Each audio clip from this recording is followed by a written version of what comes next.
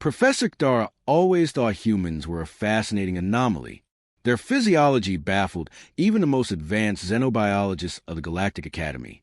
Still, nothing prepared her for what she overheard in the Academy's human exchange classroom.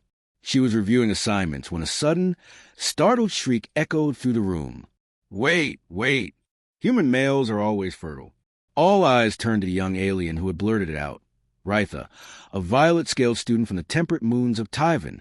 She sat frozen, her crest stiff with disbelief as she stared at the human in the class. Ethan Ross, the sole representative of Earth. Ethan blinked, then smirked faintly. Yeah.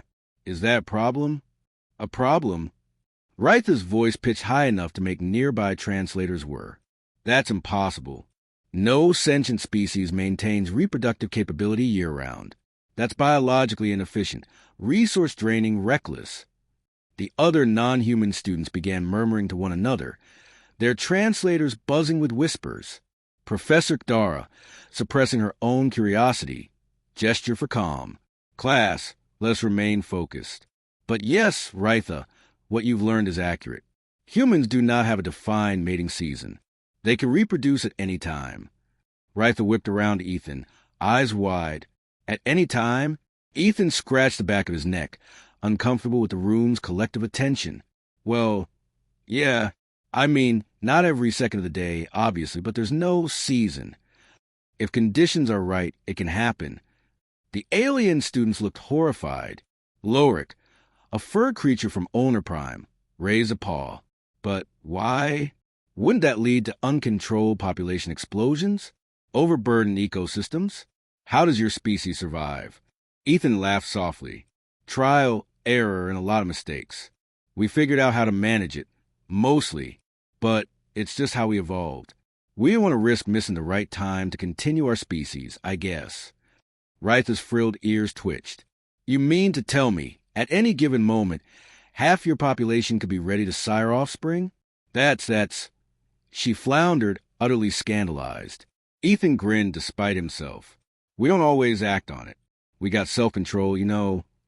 Professor Dara interjected, sensing the spiraling chaos. This is, in fact, a common source of cultural misunderstanding. Many species assume humans are in a perpetual mating frenzy because of their constant potential.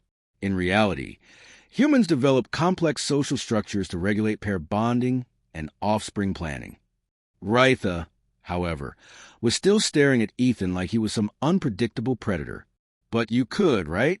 Right now, if you wanted? Ethan blinked. I mean, biologically? Yeah, but I'm not going to. The room erupted into whispers again. For the rest of the lecture, Rytha barely took her eyes off Ethan. After class, curiosity got the better of her. She hurried to catch up with him in the corridor. Human Ethan, she called. Wait! He turned, surprised. Hey, you okay? You look like you were in a faint back there. Rytha shuffled awkwardly, talons clicking on the polished floor. I misjudged your species. I thought humans were fragile, needing so much food, water, temperature control. But to remain fertile constantly? That's an incredible survival strategy. Ethan chuckled. Thanks, I guess. Never really thought of it as incredible, just normal to us. She tilted her head. Normal, amazing, terrifying, all at once. I think I will need to study humans much, much more. As she walked away, Ethan shook his head with a bemused smile.